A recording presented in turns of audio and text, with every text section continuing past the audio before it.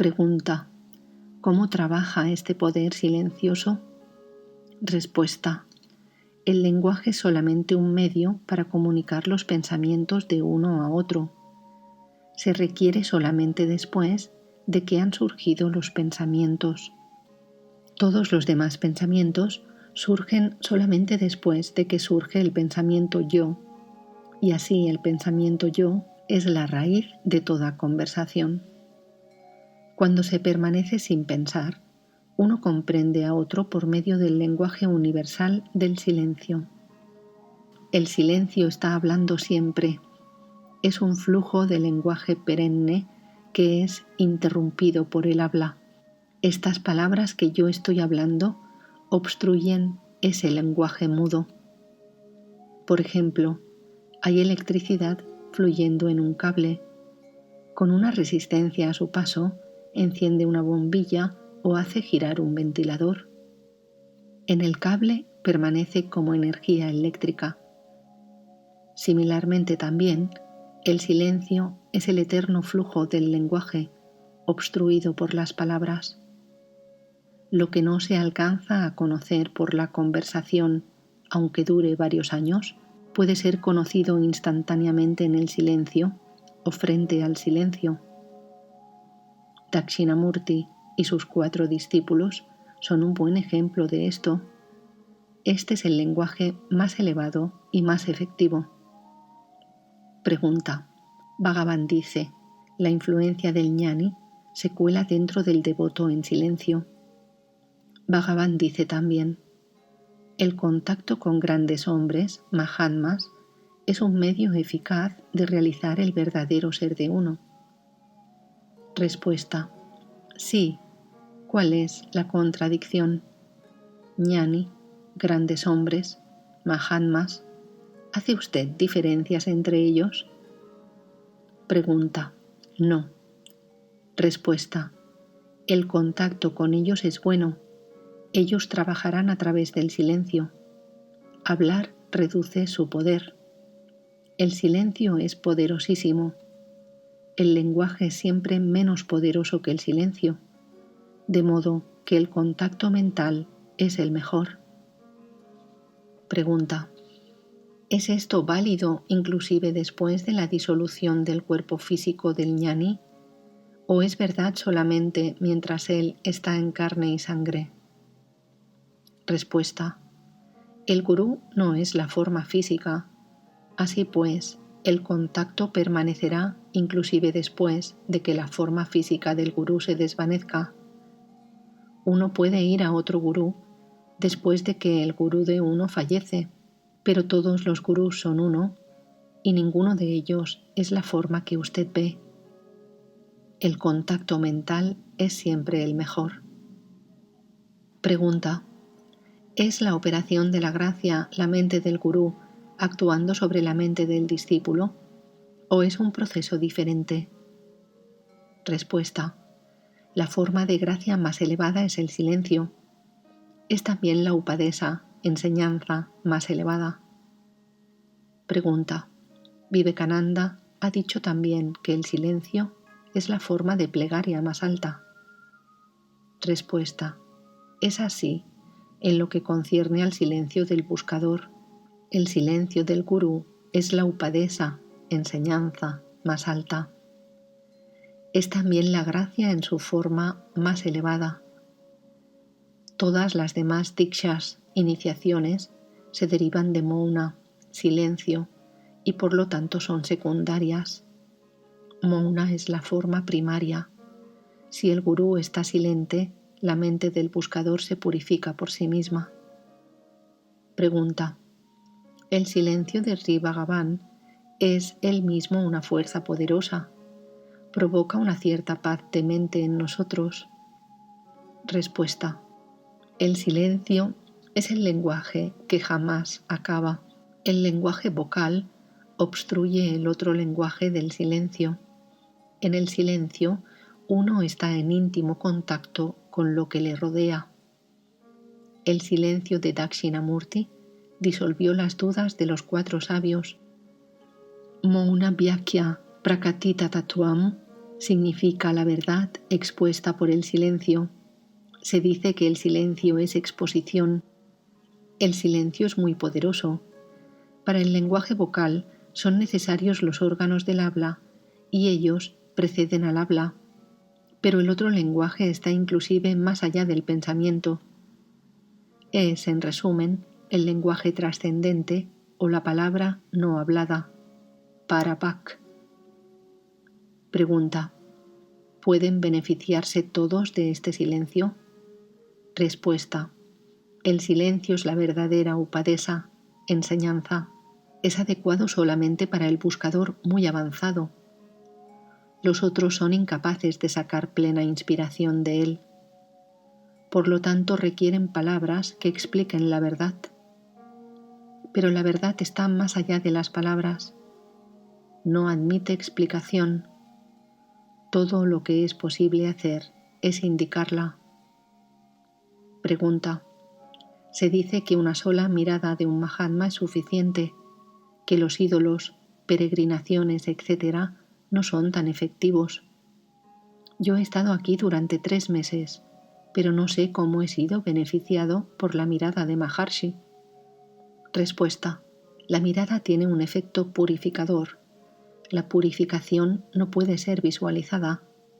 Lo mismo que un pedazo de carbón mineral le lleva mucho tiempo encenderse, a un pedazo de carbón vegetal le lleva un tiempo más corto, y un montón de pólvora se enciende instantáneamente. Así también con los grados de los hombres que entran en contacto con Mahatmas. El fuego de la sabiduría consume todas las acciones. La sabiduría se adquiere por asociación con el sabio, satsanga, o más bien con su atmósfera mental. Pregunta: ¿puede el silencio del gurú llevar a efecto la realización si el discípulo no hace ningún esfuerzo? Respuesta: en la proximidad de un gran maestro, los vasanas cesan de ser activos, la mente deviene serena y resulta el samadhi. El discípulo gana así el verdadero conocimiento y la experiencia correcta en la presencia del maestro. Para permanecer imperturbable en ella, son necesarios esfuerzos adicionales. Eventualmente el discípulo sabrá que ello es su ser real y se liberará así mientras aún vive. Pregunta: si la búsqueda tiene que hacerse dentro, ¿es necesario estar en la proximidad física del maestro? Respuesta: es necesario estar en ella hasta que todas las dudas se acaban. Pregunta: yo no soy capaz de concentrarme por mí mismo. Estoy buscando una fuerza que me ayude. Respuesta: sí, eso se llama gracia. Individualmente nosotros somos incapaces debido a que la mente es débil. La gracia es necesaria. Sadhu Seva. El servicio a un sadhu la provocará. No hay, sin embargo, nada nuevo que obtener. Lo mismo que un hombre débil se somete al control de uno más fuerte, la mente débil de un hombre se somete a control fácilmente en la presencia de sadhus plenamente realizados. ¿Eso qué es? Es solamente gracia, no hay nada más. Pregunta: ¿es necesario servir al gurú físicamente? Respuesta: los sastras, escrituras, dicen que se debe servir al gurú durante 12 años a fin de obtener la realización de sí mismo. ¿Qué hace el gurú? ¿Transmite algo al discípulo? ¿No está el sí mismo siempre realizado? ¿Qué significa entonces la creencia común? El hombre es siempre el sí mismo y sin embargo no lo sabe. En lugar de ello, lo confunde con el no sí mismo, el cuerpo, etc. Tal confusión se debe a la ignorancia. Si se borra la ignorancia, la confusión dejará de existir y se expondrá el verdadero conocimiento. Permaneciendo en contacto con sabios realizados, el hombre pierde gradualmente la ignorancia hasta que su disolución es completa. Así se revela el eterno sí mismo. Pregunta: Usted dice que la asociación con los sabios, satsanga, y el servicio de ellos es algo que se requiere del discípulo. Respuesta: sí. Lo primero significa en realidad la asociación con el sat, ser, no manifestado o existencia absoluta. Pero como muy pocos pueden hacer eso, tienen que tomar mejor lo segundo, lo cual es la asociación con el sat manifestado, es decir, el gurú. La asociación con sabios debe hacerse debido a que los pensamientos son tan persistentes. El sabio ya ha rebasado la mente y permanece en paz. Estar en su proximidad ayuda a llevar a efecto esta condición en otros. De otro modo no hay ningún significado en buscar su compañía. El gurú proporciona la fuerza que se necesita para esto, invisible para los demás. El servicio es primariamente morar en el sí mismo, pero también incluye el bienestar del cuerpo del gurú y el cuidado de su lugar de morada. El contacto con el gurú es también necesario, pero esto significa contacto espiritual. Si el discípulo encuentra al gurú internamente, entonces no importa dónde vaya. Estar aquí o en otra parte debe comprenderse como idéntico y con idéntico efecto. Pregunta: mi profesión me exige permanecer cerca de mi lugar de trabajo. No puedo quedarme en la vecindad de sadhus. ¿Puedo tener la realización inclusive en la ausencia de satsanga? Respuesta: Sat es aham pratyaya saram, el sí mismo o sí mismos. El sadhu es ese sí mismo o sí mismos. ¿Puede alguien permanecer sin el sí mismo? No. Así pues, nadie está desprovisto de satsanga. Pregunta: ¿es una ayuda la proximidad al gurú? Respuesta: ¿quiere decir usted la proximidad física? ¿Qué hay de bueno en ella? Solo la mente importa. Se debe entrar en contacto con la mente. Satsanga hará que la mente se sumerja en el corazón. Tal asociación es a la vez mental y física. El ser visible del gurú empuja a la mente hacia adentro. Él también está en el corazón del buscador y así tira de la mente de éste hacia dentro del corazón.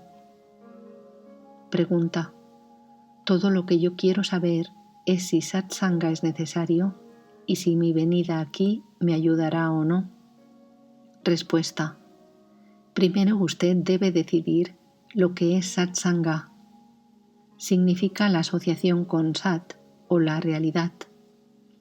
Uno que conoce o que ha realizado sat es considerado también como sat. Tal asociación con sat o con el que conoce sat es absolutamente necesaria para todos. Sankara ha dicho que en los tres mundos no hay ninguna barca como satsanga para cruzar indemne el océano de los nacimientos y muertes. Satsanga significa sangha, asociación, con sat, la realidad. Sat es solamente el sí mismo. Puesto que ahora se comprende que el sí mismo es sat, se busca la compañía del sabio que así lo ha comprendido. Eso es sat sangha. De ello resulta la introversión. Entonces sat, la realidad, se revela.